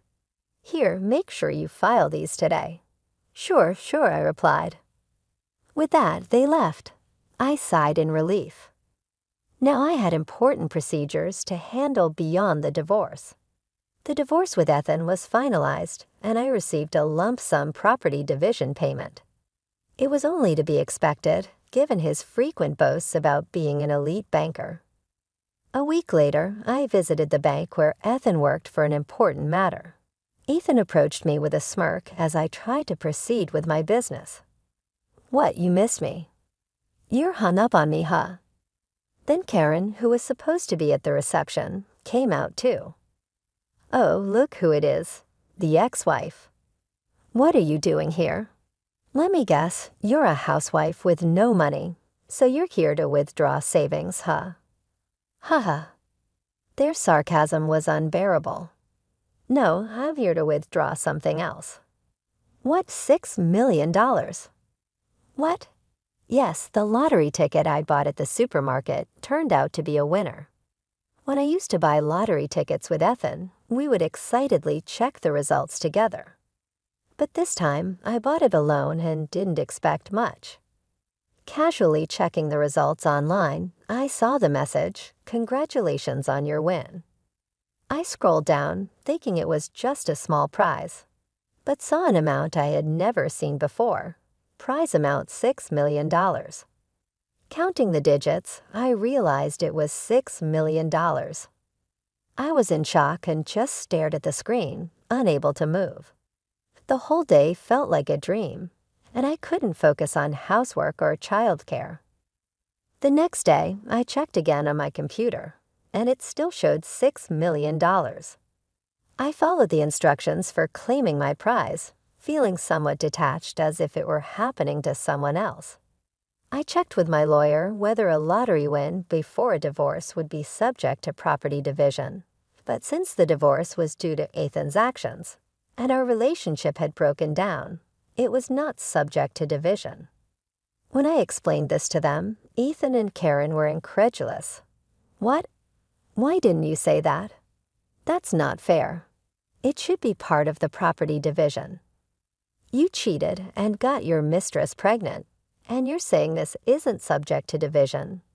I've already confirmed it with my lawyer. That's a lie. Ethan raised his voice. When we were together, we never won that much. Why didn't you use your luck with me, useless wife? How can you get all that money? You said it yourself, didn't you? Being with a gloomy woman like me brings down luck. Maybe the bad luck was because of you, huh? Karen pulled at Ethan's arm, saying, "What's with this woman? Ethan, let's go. It doesn't matter how much money she has. Let's just leave." But Ethan didn't move and said something unbelievable. "Hey, Emily, I'm sorry. Let's get back together, huh? I was wrong to belittle you and have an affair. Let's start over." What? What are you saying? You promised to support me and our baby. You said you loved me, and now you want to go back to your ex-wife. But with $6 million, we could quit our jobs, buy a house, a nice car, go on trips. Wouldn't that be great? Ethan, blinded by money, proposed getting back together. His despicable words ignited a fireball of anger inside me. You are a terrible person. I couldn't believe I had spent years living with such a despicable man. I'm sorry for everything until now. I'll cherish you from now on. Let's reconsider, huh? Ethan grabbed my arm and wouldn't let go. I shouted back, "Don't you dare joke with me." He seemed surprised by my outburst and flinched. At that moment, someone from the back of the bank approached us. "Ethan, what's going on?" "Mr. Branch Manager." The person was the bank's branch manager. Ethan and Karen were flustered at his arrival. Nothing, it's nothing. I heard about what's been going on from a staff member. Are you sure it's nothing? Well, it's just that. I'll talk with you later about this and your relationship with Karen. Ethan and Karen's faces turned pale. I guess the bank wouldn't take kindly to infidelity and pregnancy scandals being openly discussed in the workplace. I watched the three of them with the thought, serves you right. As the branch manager approached me, he said, "Ma'am, I'm sorry for the discomfort you've experienced here." He bowed deeply to me, and Ethan and Karen followed suit, likely due to the branch manager's presence. "Oh, no, it's fine. You came to withdraw your lottery winnings, right? Let me assist you with that." Thanks to the branch manager's smooth handling, I successfully withdrew my winnings and suddenly became a millionaire. A few days later, Ethan kept calling me incessantly. I regretted not blocking his number. At first, I ignored the calls, but they were so persistent that I finally answered. "Hello, Emily. Thank goodness you answered."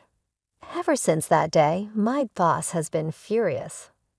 They say having someone like you involved affects the bank's reputation. Isn't that unfair? I've worked hard all this time. I sighed heavily, understanding the situation. That boss sounds like a wise person. Maybe they think someone with your lack of character could eventually harm the bank. Ethan stuttered at my calm response. Besides, the only thing you've worked hard on is womanizing, right? Well, that's.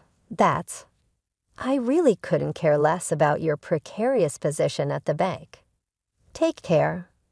I hung up, feeling a bit more relieved. Later, I heard from an acquaintance that Ethan was demoted and transferred to a rural branch. He was punished for the scandal and disorder he caused in the bank. Karen, having witnessed the whole scene of Ethan pleading to get back with me after learning about my winnings, furiously confronted Ethan. "Actually, the baby isn't yours." "Well, maybe it's not yours. I had other marriage candidates, and I thought marrying an elite banker like you would be a good choice. But a demoted, uncertain bank employee is of no use to me. I'll marry someone better. Goodbye." She had other suitors and was only considering remarrying Ethan because she thought he was an elite banker. Once he was just an ordinary employee with an unstable position, she decided he was no longer useful and left him. Ethan was eventually abandoned by his mistress, left by his wife and child, and found his position at work in jeopardy. It was a tale more frightening than any horror story. It truly felt like a well-deserved comeuppance. As for me, with the lottery winnings, I moved to a new apartment with my daughter. Well, the $6 million windfall meant I could.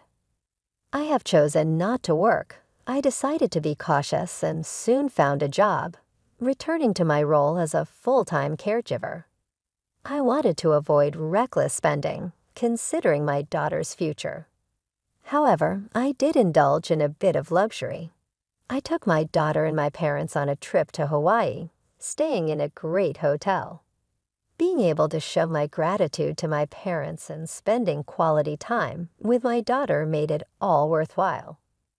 Moving forward, I look forward to traveling more with my daughter, learning new things, and maybe finding new hobbies and passions. I'm excited to start this new chapter of life with my lovely daughter, living happily ever after.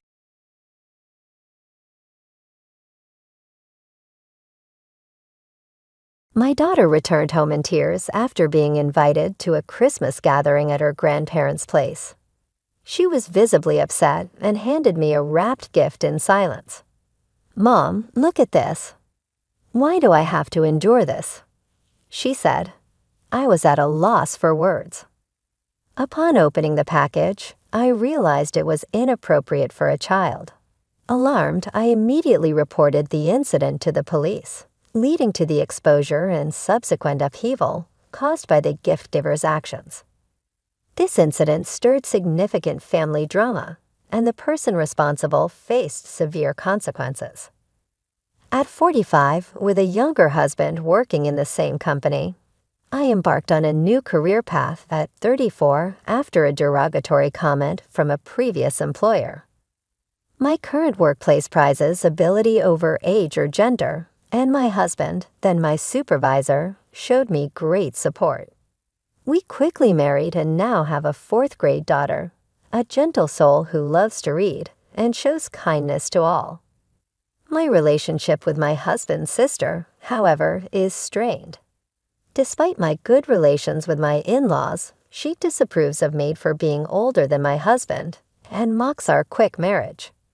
Her derogatory comments about my age and the physical changes from pregnancy were hurtful, yet I tried to remain unaffected for my peace of mind. Her attitude changed only when she had a quick wedding and moved away, reducing our interactions and sparing me from her taunts. This shift allowed me to focus on welcoming our daughter into the world despite the challenges of childbirth. The birth of our daughter, although difficult, marked a joyful milestone in our lives, free from the negativity that once clouded our happiness. Gaining strength from my husband's unwavering support and encouraging words was pivotal during the birth of our daughter. When she first cried in the delivery room, his gratitude and recognition of my effort moved us both to tears of joy. However, 5 months after our daughter's arrival, my sister-in-law gave birth to a boy and resumed her visits to our home, each trip taking an hour. Her purpose seemed to be to draw unfavorable comparisons between our children and to make disparaging remarks about my age, affecting my daughter negatively. According to her, it was visible in the supposed wrinkles on my daughter's face compared to the smooth skin of her child. Amidst adjusting to the demands of new parenthood, I found myself astounded by her audacity. She would arrive empty-handed, not bringing any baby essentials, and leave with diapers and formula, claiming she wanted to avoid running out. This behavior puzzled me greatly. It was as if her primary motive for visiting was to belittle me, and then take supplies as though it were her right. Eventually, her visits ceased, thanks to her husband's job requiring them to move to a different state. This brought a brief period of tranquility until our daughter began elementary school and discovered her cousin was also enrolled. Despite our strained family relationship, our daughter and her cousin developed a warm friendship. She, being older, kind and sincere, looked after him. He became quite popular among his peers. By the 3rd grade, they were in the same class, and my daughter received recognition for a summer project reading reflection, which was even published in the local newspaper. This achievement became a topic of conversation among family and relatives, especially during a visit to my in-laws. On this occasion, many relatives gathered, possibly because of my daughter's accolade. However, my sister-in-law seemed unsettled by our family receiving attention. She complained it was unfair, claiming the celebrated book was meant for her son. Despite the fact that the children had exchanged books by mutual agreement, after reading both options, they decided together on which book report to write, showing a collaborative spirit that my nephew appreciated. This incident highlighted the children's ability to share and support each other, contrasting sharply with the adults' conflicts and misunderstandings. My nephew had a preference for the book my daughter read first, and graciously, she allowed him to choose it. When I shared this story, my sister-in-law wrongfully accused me of composing the award-winning reflection for my daughter, perhaps recalling that. I enjoyed writing novels during my college days, a fact she likely learned from my husband. Unbeknownst to me, she was also maliciously spreading rumors at the school, insinuating that I had used personal connections with the competition judges to unfairly advantage my daughter's submission. The spread of these baseless accusations deeply saddened my daughter to the extent that she lost interest in her once beloved pastime of reading. This was the final straw for me. I couldn't bear to see her so disheartened, not only because of the false allegations directed at me, but also because she became a victim of cruel gossip. Before taking any action, I confided in my husband, detailing for the first time the extent of his sister's unkindness towards me since our marriage. This included her taking clothes intended for our daughter, rationalizing that infants couldn't discern gender-specific attire, and making derogatory remarks about my appearance during pregnancy, comparing me to a sumo wrestler. Outraged by his sister's behavior, my husband agreed it was time to involve his parents, insisting on personally conveying the situation. Together with his parents, he confronted my sister-in-law at her home. Her initial delight at seeing her family unexpectedly dissolved into shock as she faced a stern reprimand from my husband. Her reaction to being called out was to direct her anger towards me, accusing me of betraying her to her favorite brother, thereby casting herself as the victim in an attempt to deflect responsibility. Initially, I answered her phone calls, mistaking them for attempts at reconciliation, only to realize she was merely venting her frustrations. Eventually, I set her number to go directly to voicemail, effectively ignoring her attempts to contact me. The call ceased after a few weeks, which I initially attributed to her losing interest. However, I later learned that wasn't the reason. In December, a children's Christmas party was organized at my in-laws, a first for them, which piqued my curiosity about the timing. Nevertheless, my daughter was thrilled to be invited, reminiscing about the joyous Christmas celebration she experienced in kindergarten and hoping for a similar event at her elementary school. Unfortunately, her school didn't organize such festivities due to their policy on religious events. I often ponder the need for strict adherence to religious traditions when Christmas itself has blossomed into a universally cherished holiday distinct in its celebration across the globe. This thought crosses my mind, especially since I've noticed some parents are quite particular about maintaining their religious connotations. Last year, deciding to embrace the festive spirit in our own way, my daughter and I chose to celebrate Christmas quietly at home. She particularly enjoyed the gift exchange, a highlight of our celebration. This year, an invitation from my in-laws suggested a modest budget of $11 for a gift exchange at their Christmas party. My daughter and I embarked on a little adventure to a vast shopping mall nearby, searching for the perfect present. She eventually settled on one of her cherished picture books, eager to share its story, and the joy it brought her with someone else during the party. On the day of the event, with the present in hand, she set off to my in-laws' place, just a short bus ride away from our home. After letting my mother-in-law know of her impending arrival, she kindly offered to pick her up from the bus stop. A call from her later assured me of my daughter's safe arrival, allowing me to momentarily put my worries to rest. However, peace was short-lived. Merely 50 minutes later, the unexpected sound of the front door opening on a weekday caught me off guard. My husband was at work, and I was home working remotely during my daughter's winter break. The sight that greeted me was heart-wrenching, my daughter sitting by the entrance in tears. She handed me a gift-wrapped bag, her expression suggesting that the contents would explain everything inside. I found a newspaper with her reading reflection torn to pieces, accompanied by a menacing card written in red ink. It warned us about becoming too arrogant or else risk ending up like the mutilated stuffed animal, also inside the bag, disfigured and stained with red ink to mimic blood. This disturbing display was far from a harmless prank. My daughter revealed that this unsettling gift was the work of my sister-in-law, a revelation that stunned me. The party was intended to be a joyous, child-centric event, with an agreement among the adults to abstain from preparing gifts personally. Yet despite not accompanying my daughter to the party, I was taken aback to learn of my sister-in-law's presence and her heinous act towards my daughter. Had my mother-in-law been aware of her daughter's attendance, she surely would have informed me, as she had always insisted that we notify her of any issues caused by her daughter. This breach of understanding left me dismayed, underscoring a deliberate attempt to harm us, unbeknownst to my mother-in-law, after my daughter came home upset. I reminded her to tell her grandmother about what happened. However, before she could, my aunt intervened, stating she hadn't called for her, and that only children linked to missionary schools were welcome. My daughter, puzzled, asked what a missionary school was, leaving me struggling for words. Recently, a relative had been accepted into a missionary school, sparking much discussion within the family.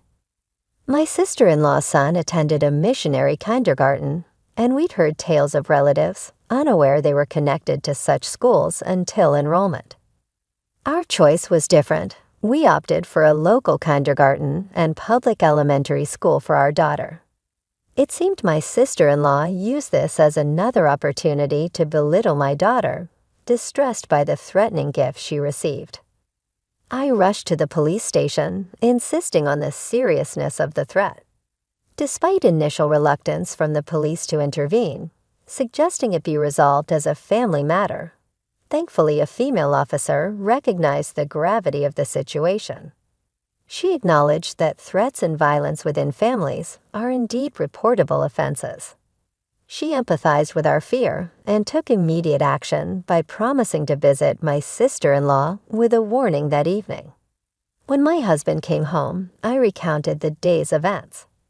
Outraged, he condemned his sister's spiteful actions and contacted his parents, who were hosting the Christmas party. Yet they claimed ignorance of the incident. They speculated my sister-in-law might have sneaked in through an unlocked back door while my mother-in-law was preoccupied with other responsibilities. The party was left in the hands of the younger family members. Following the police officer's stern warning to my sister-in-law about the consequences of her actions, my in-laws, disturbed by the possibility of criminal behavior, arranged a family meeting to discuss the matter.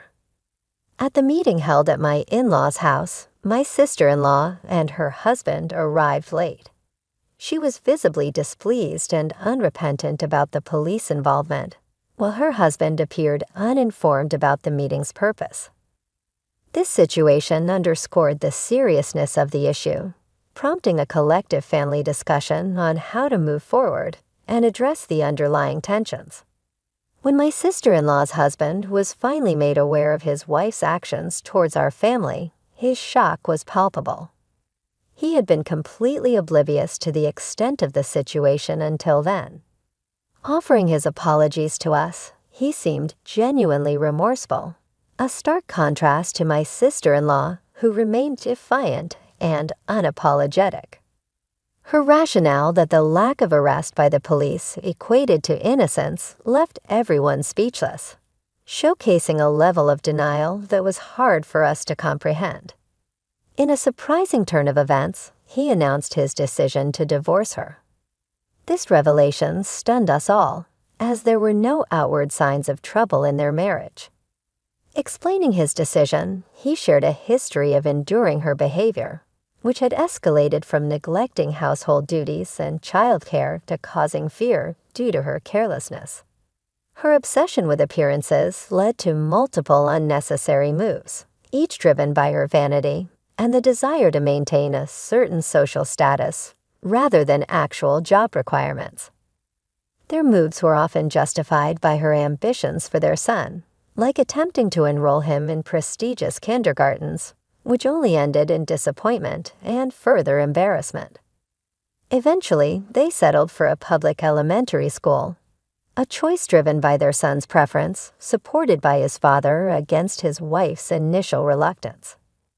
The husband's decision to divorce was not sudden, but a culmination of years of frustration, now expedited by her recent harassment.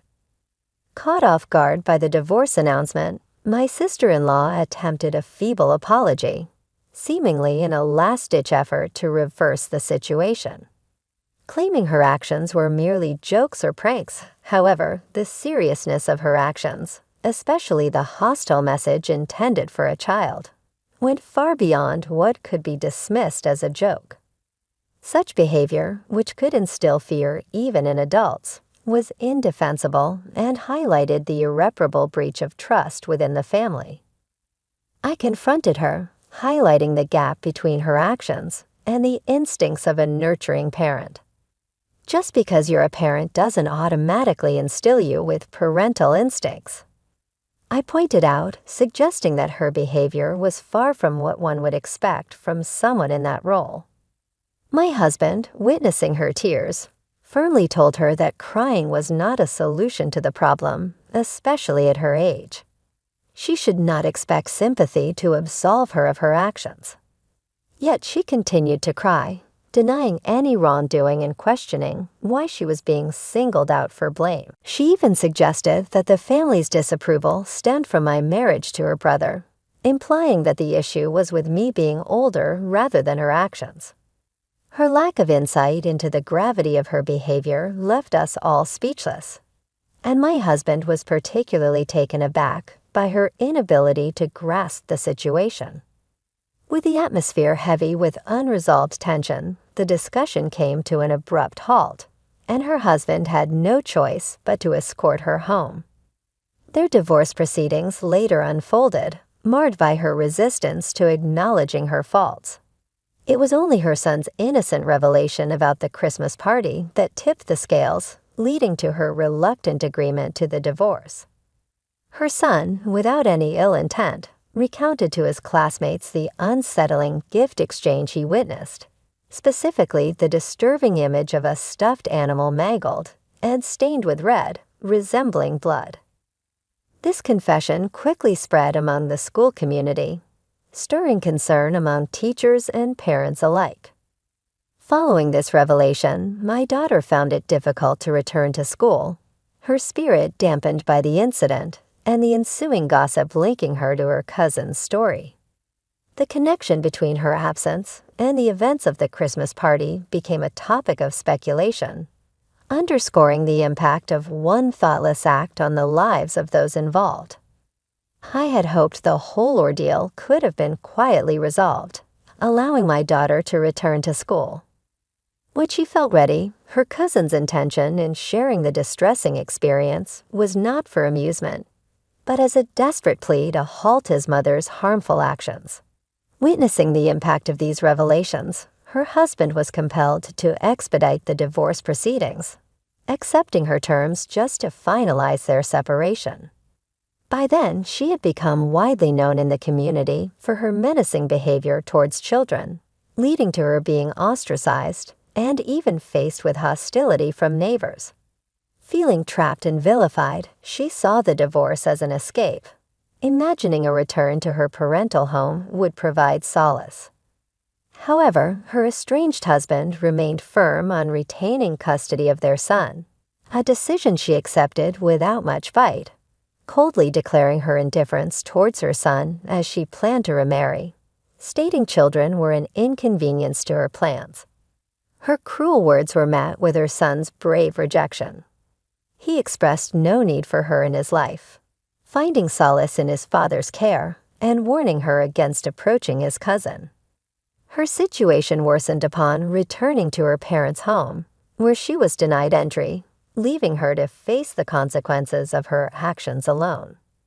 Her downward spiral led her into precarious situations for basic needs, accumulating debt from unsavory sources, and eventually she vanished from our lives. My husband and his parents chose not to pursue a missing persons report, accepting her absence as a resolution. In the aftermath, my daughter regained the confidence to attend school, where her cousin continues to be a supportive presence, promising to look out for her.